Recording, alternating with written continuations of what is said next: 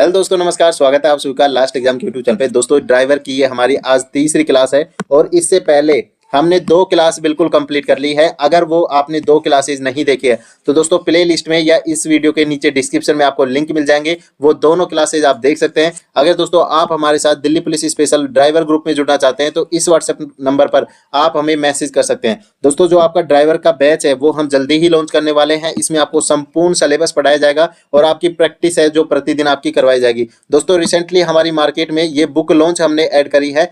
दोस्तों ये ड्राइवर के लिए सबसे बेस्ट बुक है। इस बुक में दोस्तों आपको 2100 प्लस क्वेश्चन देखने को मिलेंगे और दोस्तों कंप्लीट ड्राइवर का आपको सिलेबस देखने को मिल जाएगा। तो आप इस बुक को मार्केट से या फिर दोस्तों इसके लिंक हैं जो नीचे डिस्क्रिप्शन में दिए गए हैं, फ्लिपकार्ट और अमेजोन से इसे आप खरीद सकते हैं। उसके बाद दोस्तों बात करते हैं आपके क्वेश्चंस के बारे में। दोस्तों जो आपके क्वेश्चंस है इनकी बात करें तो आज भी क्वेश्चन आपके बहुत ही शानदार होने वाले हैं। और दोस्तों ये जो क्वेश्चन है ये आपको बुक में भी देखने को मिलेंगे और उसके बाद कई क्वेश्चन हमने इसमें नए भी ऐड किए हैं। पहला क्वेश्चन है दोस्तों, ऑटोमोबाइल में किस प्रकार की बैटरी प्रयोग होती है। तो दोस्तों ऑटोमोबाइल में आपको बताना है किस प्रकार की बैटरी प्रयोग होती है। पहला ऑप्शन है दोस्तों एल्कालाइन बैटरी, दूसरा ऑप्शन निकिल आयरन बैटरी, तीसरा ऑप्शन है निकिल कैडमियम बैटरी, चौथा ऑप्शन है दोस्तों लेड एसिड बैटरी। तो दोस्तों जो आपके वाहन होते हैं, दोस्तों आपके वाहनों में लेड एसिड जो बैटरी है उसका प्रयोग किया जाता है। डी ऑप्शन आपका राइट आंसर होगा। यहाँ पे दोस्तों आप पढ़ सकते हैं ऑटोमोबाइल में लेड एसिड प्रकार की बैटरी का प्रयोग होता है। इसमें से दोस्तों क्या किया जाता है, ये जो बैटरी होती है दोस्तों इसमें जो सेल अंदर लगे होते हैं उनको श्रेणी क्रम में लगाया जाता है और उसके बाद में ये जो वाहन में ये बैटरी भी श्रेणी क्रम में ही सेलों को जोड़कर लगाई जाती है। उसके बाद दोस्तों ये जो बैटरी है इसी के द्वारा आपके वाहन को करंट प्राप्त होता है, यानी कि विद्युत धारा आपके वाहन को प्राप्त होती है। तो दोस्तों आपके जो वाहन है उसमें लेड एसिड बैटरी का प्रयोग किया जाता है। अगले क्वेश्चन पे चलते हैं दोस्तों। अगला क्वेश्चन इससे भी शानदार है और आपको ये पढ़ के मजा आ जाएगा। दोस्तों आपने देखा होगा जो पिस्टन में आपके ऊपर नीचे गति करती है यानी कि टीडीसी और बीडीसी, दोस्तों इनके बीच की दूरी आपको बतानी है कितनी होती है। तो दोस्तों यहाँ पे पहला ऑप्शन है 90 डिग्री, बी ऑप्शन है 180 डिग्री, सी ऑप्शन है दोस्तों 360 डिग्री और चौथा ऑप्शन है इनमें से कोई नहीं। तो दोस्तों यहाँ पे बी ऑप्शन आपका बिल्कुल राइट आंसर होगा, 180 डिग्री।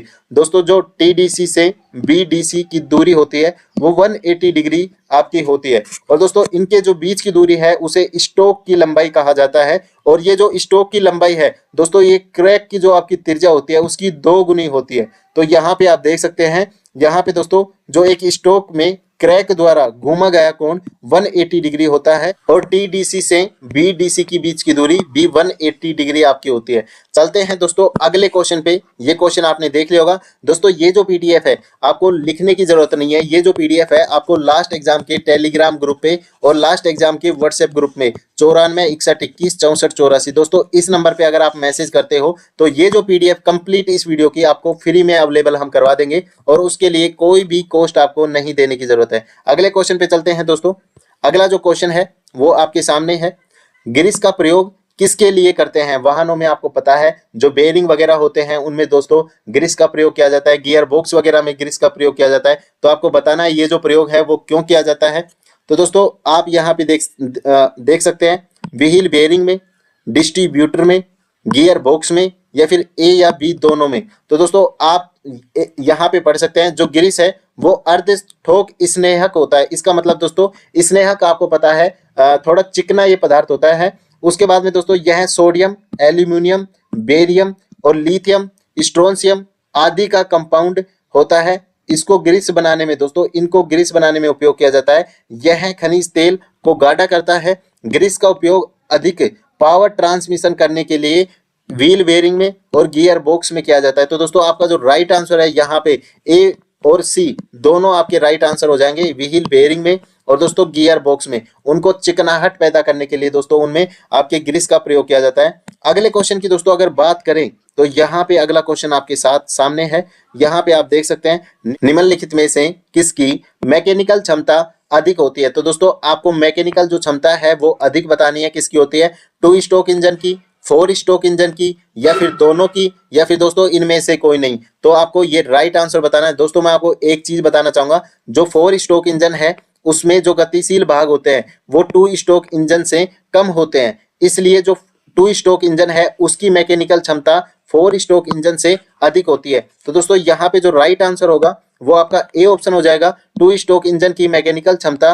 4 स्ट्रोक इंजन की तुलना में अधिक होती है, क्योंकि दोस्तों इसमें गतिशील भागों की संख्या कम होती है। यह क्रैंकशाफ्ट के एक चक्कर में ही पावर देता है। जो 2 स्ट्रोक इंजन है वो एक चक्कर में ही पावर देता है। जो 4 स्ट्रोक इंजन है दोस्तों, इसको पावर देने के लिए 2 चक्कर कंप्लीट करने पड़ते हैं। उसके बाद दोस्तों जो 4 स्ट्रोक इंजन की ऊष्मीय क्षमता 2 स्ट्रोक इंजन से अधिक होती है। दोस्तों ये बात है मैकेनिकल क्षमता की, और अगर बात करें ऊष्मीय क्षमता की तो दोस्तों वो 2 स्ट्रोक इंजन से 4 स्ट्रोक इंजन की अधिक होती है। अगले क्वेश्चन पे चलते हैं दोस्तों। ये क्वेश्चन आपने कर लिया होगा। अगले क्वेश्चन की अगर बात करें तो दोस्तों ये बहुत ही बेसिक क्वेश्चन आपके लिए लिया गया है। ये जो साइन है दोस्तों, इसका आपको बताना है ये साइन किस काम में आता है। सड़क संकेत ये किस अर्थ को दर्शाता है। तो दोस्तों चारों ऑप्शन आपके सामने हैं। एक्सल की भार सीमा, दूसरा ऑप्शन है भार सीमा, तीसरा ऑप्शन है दोस्तों ऊंचाई सीमा, चौथा ऑप्शन है दोस्तों चौड़ाई सीमा। दोस्तों ये जो चिन्ह है आपको दिख रहा होगा, ये पीछे के जो पहिए होते हैं उनके एक्सल की आपको आकृति यहाँ पे दिखाई गई है। तो दोस्तों ये जो चिन्ह है वो एक्सल भार सीमा होगा। और दोस्तों यहाँ पे ये जो संख्या है ये भार की क्षमता को दर्शाती है।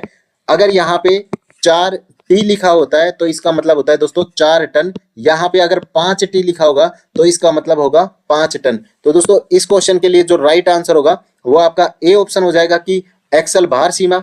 और इसके बारे में दोस्तों आप यहाँ पे पढ़ सकते हैं। यहाँ पे ए ऑप्शन आपका राइट आंसर होगा। आमतौर पर किसी पुल से पहले यह चिन्ह लगाया जाता है, क्योंकि दोस्तों अगर कोई पुल की क्षमता मान लीजिए 4 टन है तो उस पे 5 टन का वाहन नहीं जा सकता। तो उसके लिए ये पहले ही संकेत लगा दिया जाता है कि यह जो पुल है उसकी वाहन क्षमता को दर्शाता है। यह चिन्ह भार सीमा 4 टन के लिए लगाया गया है। अगर इससे जो ज्यादा क्षमता वाले वाहन है उससे इस पुल पर नहीं जा सकते, लेकिन इससे 4 टन या इससे कम क्षमता वाले वाहन इस पुल को क्रॉस कर सकते हैं। तो यहाँ पे देख सकते हैं यह दर्शाता है कि सिर्फ 4 टन या उससे कम एक्सल भार वाले वाहन ही इस पुल से गुजर सकते हैं। तो दोस्तों ये जो चिन्ह था मैंने आपको जो दिखाया ये एक्सल की भार सीमा को दर्शाता है। उसके बाद दोस्तों अगला क्वेश्चन आपके लिए है, डीजल इंजन के लिए कंप्रेशन अनुपात की जो रेंज है वो आपको बताना है। डीजल इंजन के लिए कंप्रेशन अनुपात की रेंज कितनी होती है। तो दोस्तों आप यहाँ पे देख सकते हैं 8 से 10 तक, 16 से 20 तक, 10 से 15 तक या फिर 5 से 10 तक। तो दोस्तों आपका बी ऑप्शन यहाँ पे बिल्कुल राइट आंसर होगा। डीजल इंजन के लिए दोस्तों यहाँ पे आप देख सकते हैं डीजल इंजन के लिए जो कंप्रेशन अनुपात है वो दोस्तों आपका 16 से और 20 होगा। अगर दोस्तों पेट्रोल इंजन की बात कर ली जाए पेट्रोल इंजन के लिए तो दोस्तों ये जो अनुपात है आपका 16 से और 12 होगा। ठीक है, तो यहाँ पे आप देख सकते हैं। तो बी ऑप्शन आपका बिल्कुल राइट आंसर हो जाएगा। अगले क्वेश्चन पे चलते हैं दोस्तों। अगर अगले क्वेश्चन की बात की जाए तो आपके सामने अगला क्वेश्चन यहाँ पे आप देख सकते हैं, डीजल की अनियमित सप्लाई का कारण हो सकता है। तो दोस्तों अगर आपका डीजल रुक के या फिर दोस्तों उसमें अगर कोई रुकावट पैदा हो रही है, अनियमित उसकी सप्लाई हो रही है, तो उसका कारण आपको बताना है। पहला ऑप्शन है दोस्तों एयर का लॉक हो जाना, गंदा फिल्टर होना, या फिर दोस्तों ट्रैपिड रोल का घिसा होना, या उपरोक्त सभी। तो दोस्तों इसका जो राइट आंसर होगा वो आपका उपरोक्त सभी होगा। यहाँ पे आप देख सकते हैं डीजल की अनियमित सप्लाई के निम्न कारण है। पहला जो कारण है दोस्तों एयर लॉक, दूसरा कारण दोस्तों गंदा आपका फिल्टर होगा अगर डीजल, तो उसके कारण भी अनियमित सप्लाई होगी। ट्रैपिड रोल अगर आपका घिस जाता है तो भी आपकी डीजल की अनियमित सप्लाई होगी। डीजल लाइन में अगर लीकेज हो जाता है तो भी दोस्तों आपकी अनियमित सप्लाई होगी। उसके बाद दोस्तों यहाँ पे आप देख सकते हैं अगला कारण है दोस्तों फ्यूल इंजेक्शन पंप का अगर जाम हो जाता है तो भी दोस्तों आपके डीजल में अनियमित सप्लाई होगी। लुब्रिकेशन ऑयल की अगर कमी हो जाती है तो भी डीजल की अनियमित सप्लाई होगी। और इंजेक्टर अगर आपका जाम हो जाता है तो भी दोस्तों अनियमित सप्लाई होगी। तो यहाँ पे जो राइट आंसर है दोस्तों इस क्वेश्चन के लिए, तो दोस्तों इस क्वेश्चन के लिए राइट आंसर आपका डी ऑप्शन हो जाएगा, ये सभी। उसके बाद दोस्तों अगले क्वेश्चन पे चलते हैं। अगला क्वेश्चन दोस्तों आपके सामने है, कंबस्शन चैम्बर में ईंधन की उग्रता से अनियमित जलने को क्या कहते हैं। तो दोस्तों आपको ये बताना है। इस ऑप्शन का दोस्तों राइट आंसर हो जाएगा डिटोनेशन। तो यहाँ पे आप पढ़ सकते हैं कंबस्शन चैम्बर में ईंधन की उग्रता से अनियमित जलने को डिटोनेशन कहते हैं। डीजल इंजनों में जब फ्यूल एक साथ तेजी से जलती है तो उच्च दबाव की तरंगे उत्पन्न होती है। ये एक विशेष प्रकार की तेज आवाज करता है जिसे डिटोनेशन कहा जाता है। इसके कारण सिलेंडर के अंदर दोस्तों खटखट की आवाज आने लगती है जिसे नॉकिंग कहते हैं। दोस्तों मैंने कल आपको एक चीज बताई थी कि इंजन में नॉकिंग क्या होती है, तो आप यहाँ पे देख सकते हैं जो ये डिटोनेशन की आवाज आती है सिलेंडर में, उसके कारण सिलेंडर खटखट की आवाज करता है और इसे ही नॉकिंग कहा जाता है।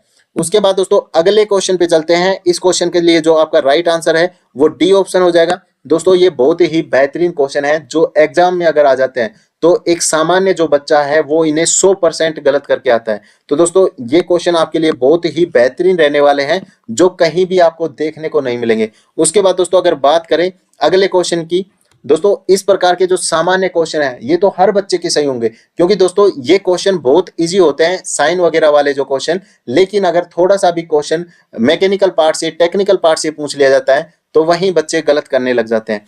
उसके बाद दोस्तों ये जो सड़क चिन्ह है उसको आपको बताना है। पहला ऑप्शन है यहाँ पार्किंग करना मना है, बी ऑप्शन है यहाँ गाड़ी खड़ा करना मना है, सी ऑप्शन है दोस्तों जहाँ गाड़ी रोकना या खड़ा करना मना है, यहाँ गाड़ी, यहाँ कर सकते हैं इसको, यहाँ गाड़ी रोकना या खड़ा करना मना है। डी ऑप्शन है दोस्तों गाड़ी की गति न बढ़ाएं, तो यहाँ पे आप देख सकते हैं गाड़ी की गति न बढ़ाएं। तो दोस्तों ये जो साइन आपको दिख रहा है दोस्तों, ये एक साइन आपको इस तरीके से भी दिखेगा कि आपके ये जो गोला बनाया गया है इसमें अभी तो एक क्रॉस लगाया गया है, अगर इसमें दोस्तों 2 क्रॉस लगाए जाएं तो आप इसका मतलब मुझे कमेंट बॉक्स में बताएं। इस ऑप्शन के लिए जो राइट आंसर होगा दोस्तों वो मैं आपको बता देता हूं और इसका आपको राइट आंसर मुझे कमेंट बॉक्स में कमेंट करके बताना है। दोस्तों यहाँ पे जो राइट आंसर होगा कि गाड़ी खड़ी करना यहाँ पे मना है। देखो दोस्तों बड़े बड़े जो शहर होते हैं आप यहाँ पे देखिए, बड़े शहरों में यह चिन्ह अत्यंत महत्वपूर्ण है। यह निर्धारित क्षेत्र में किसी भी वाहन को खड़ा करने को मना करता है। इस क्षेत्र में खड़े किए गए किसी भी वाहन को उठाकर ले जाया जा सकता है ट्रैफिक पुलिस या पुलिस वालों के द्वारा और वाहन के मालिक या ड्राइवर के खिलाफ दंडनीय कार्रवाई की जाएगी। ड्राइवरों को अपने वाहन सिर्फ अधिकृत पार्किंग क्षेत्र में ही खड़े करने चाहिए। तो दोस्तों इस क्वेश्चन का जो राइट आंसर होगा वो बी ऑप्शन हो जाएगा और ये जो साइन मैंने आपको बताया है इसका आंसर आपको कमेंट बॉक्स में मुझे बताना है। यहाँ पे अगला क्वेश्चन आपके पास में है दोस्तों, कार्बोरेटर के आपको मुख्य भाग हैं वो आपको बताना है। फ्लोट चैम्बर, चोक वाल्व, ब्रोटल वाल्व या उपरोक्त सभी। तो यहाँ पे जो आपका राइट आंसर होगा दोस्तों वो उपरोक्त सभी होगा क्योंकि कार्बोरेटर में दोस्तों ये जो तीनों भाग हैं वो सम्मिलित किए जाते हैं, पाए जाते हैं। तो यहाँ पे इसका जो डिस्क्रिप्शन है वो नीचे आप देख सकते हैं। दोस्तों इसका जो डिस्क्रिप्शन है वो आप यहाँ पे देख लीजिए। दोस्तों कार्बोरेटर के जो मुख्य भाग हैं उसमें फ्लोट चैम्बर पाया जाता है, फ्यूल जेट होता है, ब्रोटल वाल्व होता है, वेंटूरी होता है, चोक वाल्व लगाया जाता है, नोजल आपके होता है और निडिल वाल्व भी लगा हुआ होता है। तो ये कार्बोरेटर के मुख्य भाग हैं। अगले क्वेश्चन की बात करें दोस्तों तो अगला क्वेश्चन आपके सामने है। ये जो सड़क चिन्ह है इसका आपको अर्थ बताना है, किस उपयोग में ये लिया जाता है। दोस्तों ये जो सड़क चिन्ह है पत्थर लुढ़कने की संभावना को दर्शाता है, बिखरी हुई बजरी को दर्शाता है, सड़क पर आगे पत्थर पड़े हुए हैं या फिर सड़क आगे जाम है। तो दोस्तों इसका जो राइट आंसर होगा वो आपको मुझे बताना है। दोस्तों इसका जो राइट आंसर होगा वो आपका ए ऑप्शन हो जाएगा। ए ऑप्शन, यहाँ पे ये जो सड़क चिन्ह है ये आपको दोस्तों पत्थर वाले जो जैसे पहाड़ी इलाके होते हैं या फिर सड़क का ऐसा हिस्सा जहां ऊपर से पहाड़ वगैरह हो साइड में और पत्थर लुढ़क कर आने की संभावना हो, वहां पे ये चिन्ह का उपयोग किया जाता है। तीव्र जलवायु में भूसंकलन के दौरान पहाड़ी रास्तों पर पत्थर या चट्टानें गिरती रहती हैं। यह चिन्ह दर्शाता है कि आगे के रास्ते पर पत्थर या चट्टानें गिरने का खतरा है। दुर्घटना से बचने के लिए ड्राइवर को सावधानी से वाहन चलाना चाहिए। तो दोस्तों इसका जो राइट आंसर होगा वो ए ऑप्शन हो जाएगा। आप यहाँ पे देख सकते हैं। दोस्तों जो बच्चे नए हैं चैनल को जरूर सब्सक्राइब कर लीजिए। ड्राइवर से रिलेटेड हर एक चीज यहाँ पे आपको देखने को मिल जाएगी। और दोस्तों हम काफी मेहनत आपके लिए कर रहे हैं तो वीडियो को लाइक जरूर आप कर दीजिए। दिखाई ना देने वाली नंबर प्लेट का वाहन चलाने पर निम्न में से कौन सी धारा लगाई जाती है। दोस्तों ये धाराएं दी गई हैं, आपको बताना है कि जो अगर नंबर प्लेट में अगर कुछ त्रुटि है या फिर वो साफ दिखाई नहीं दे रही है तो आपके ऊपर जुर्माने के तौर पर कौन सी धारा लगाई जाएगी। तो दोस्तों इसका जो राइट आंसर है वो 50/177 मोटर व्हीकल एक्ट आपके ऊपर लगाया जाएगा। यहाँ पे आप देख सकते हैं दोस्तों, इसके बारे में लिखा गया है, दिखाई ना देने वाली नंबर प्लेट को चलाने वाले वाहन, या दोस्तों अगर आपकी नंबर प्लेट क्षतिग्रस्त है, टूटी फूटी है, तो दोस्तों उस पर जो दंड की धारा है वो 50/177 का प्रावधान है। यहाँ पे जो अन्य धाराएं दी गई हैं वो भी आप देख सकते हैं, 129/177 हेलमेट के बिना वाहन चलाना, 122/177 अनुचित पार्किंग करना, मतलब बिना तरीके से या फिर अपनी मर्जी से कहीं भी पार्किंग कर देना, 105/177 सूर्यास्त के बाद बिना लाइट के वाहन चलाना 105/177 धारा के अंतर्गत आता है। तो दोस्तों यहाँ पे आप देख सकते हैं, आगे हम धाराओं के जो क्वेश्चन है वो भी इस सीरीज में ऐड करने की कोशिश करेंगे ताकि ये भी आपको साथ साथ याद होती चले। उसके बाद दोस्तों अगला जो क्वेश्चन है उसे आप देख सकते हैं, ड्राइवर की सीट के अलावा अधिकतम 8 यात्रियों को ले जाने वाले मोटर वाहन की अधिकतम स्पीड क्या होनी चाहिए। तो दोस्तों आप यहाँ पे बता सकते हैं, चारों ऑप्शन आपके साथ में है। दोस्तों यहाँ पे बी ऑप्शन आपका राइट आंसर होगा 100 किलोमीटर प्रति घंटा। तो दोस्तों यहाँ पे आप देख सकते हैं, ड्राइवर की सीट के अलावा अधिकतम 8 यात्रियों को ले जाने वाले मोटर वाहन की अधिकतम स्पीड 100 किलोमीटर प्रति घंटा तक हो सकती है। दोस्तों इससे ऊपर वो गाड़ी नहीं चलाएगा क्योंकि उसके ऊपर चालान लग सकता है। और इस वाहन में दोस्तों कुल सीटों की संख्या कितनी होगी, 9 हो सकती है। 8 यात्री हो गए और इसके साथ में एक जो है ड्राइवर की सीट आपकी हो जाती है। तो दोस्तों यहाँ पे आप देख सकते हैं, अगले क्वेश्चन की बात करें दोस्तों, अगला जो क्वेश्चन है वो भी काफी बेहतरीन क्वेश्चन है। आपको बताना है कि भारत में सबसे पहले फास्टैग की जो शुरुआत है वो किस वर्ष में की गई थी। दोस्तों बहुत ही प्यारा क्वेश्चन है, आपको ये चारों वर्ष यहाँ पे दिए गए हैं। तो दोस्तों इसका जो राइट आंसर है वो 2014 हो जाएगा।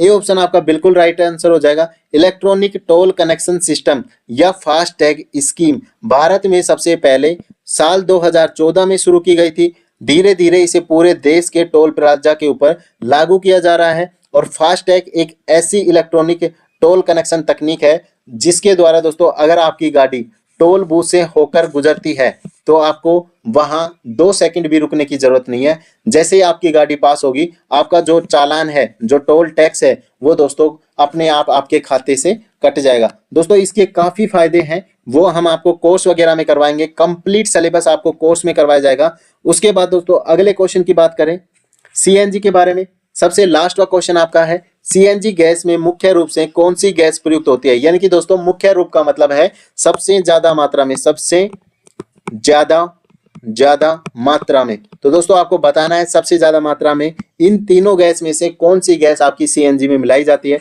दोस्तों यहाँ पे राइट आंसर आपका मीथेन गैस होगा। इसका ए ऑप्शन राइट आंसर हो जाएगा। सीएनजी गैस में मुख्य रूप से 80 से 90% मीथेन गैस युक्त हाइड्रोकार्बन का मिश्रण होता है। इसे सामान्यतः हरित गैस कहा जाता है। दोस्तों आपको पता है ये जो गैस है वो अपने वायु प्रदूषण को भी बहुत कम करती है और इसे हरित गैस कहा जाता है। ये पेट्रोल और डीजल से काफी सस्ती होती है। उसके बाद में दोस्तों क्योंकि यह सीसा मुक्त गैस होती है और यह सीएनजी का अगर आपको पूरा नाम पूछना है तो दोस्तों यहाँ पे संपीड़ित प्राकृतिक गैस या कंप्रेस्ड नेचुरल गैस इसे कहा जाता है। तो ए ऑप्शन इसका राइट आंसर हो जाएगा। सीएनजी गैस में मुख्य रूप से मीथेन गैस मिलाई जाती है। अगर दोस्तों आपने अभी तक लास्ट एग्जाम यूट्यूब चैनल को सब्सक्राइब नहीं किया है तो दोस्तों इसको सब्सक्राइब जरूर कर लीजिए। अगर आप हमारे साथ व्हाट्सएप ग्रुप में जुड़ना चाहते हैं तो दोस्तों इस नंबर पे आप हमें व्हाट्सएप पे मैसेज कर सकते हैं। अपना नाम लिखकर आपको व्हाट्सएप ग्रुप में जोड़ लिया जाएगा और सारी जो ड्राइवर की इंफॉर्मेशन है वो आपको मिलती रहेंगी। तो इस वीडियो में इतना ही। जय हिंद, जय भारत, वंदे मातरम। जो बुक्स वगैरह हैं ड्राइवर के लिए, जो नोट्स वगैरह हैं, उनके लिंक आपको डिस्क्रिप्शन में दिए गए हैं। तो दोस्तों इन्हें आप वहां से नीचे परचेज कर सकते हैं। तो थैंक यू दोस्तों, इस वीडियो में इतना ही।